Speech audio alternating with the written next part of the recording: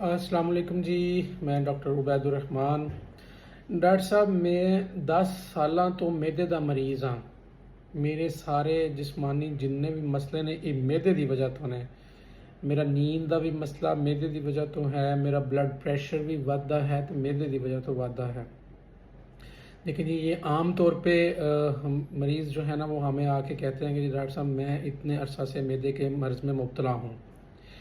कुछ लोग वाकई जेन्युइन मैदे के मसले में मुब्तला होते हैं और कुछ लोग मैदे के मसाइल नहीं होते लेकिन उसको मैदे का मसला समझ रहे होते हैं।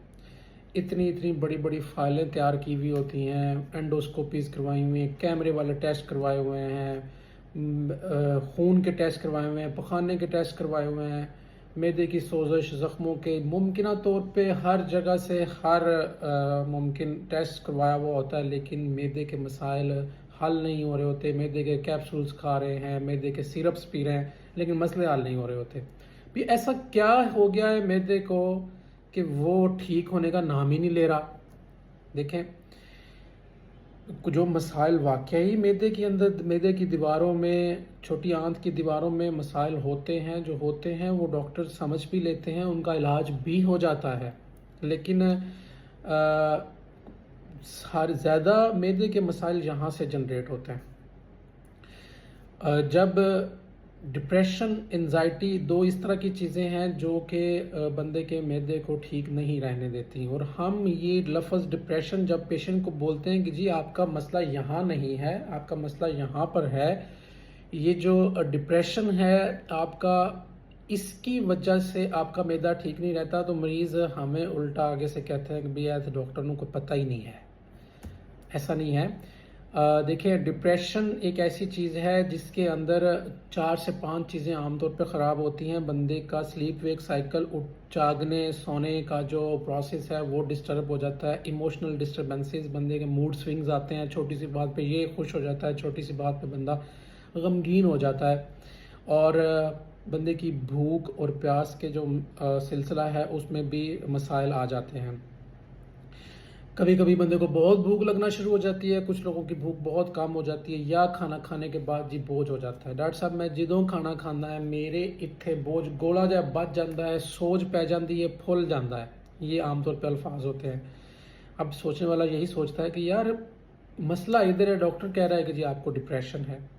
देखें, ख़ास किस्म के केमिकल्स हैं जो ब्रेन जनरेट करता है। ये मगज़ जो है वो ख़ास केमिकल्स निकालता है जिसने बॉडी के सिस्टम्स को कंट्रोल करना होता है। अगर उन केमिकल्स के अंदर ऊपर नीचे उतार चढ़ाव आने की वजह से क्या होता है कि आपको, उसी को हम डिप्रेशन बोलते हैं, जिसकी वजह से क्या है कि बंदे का मैदा डिस्टर्ब हो जाता है। कुछ डॉक्टर्स बड़ी जल्दी इस चीज़ को समझ जाते हैं और वो बंदे की अद्वियात, मैदे की दवाइयों के साथ साथ डिप्रेशन की मेडिसिन ऐड करते हैं, तो लोग बेहतरी की तरफ जाना शुरू हो जाते हैं।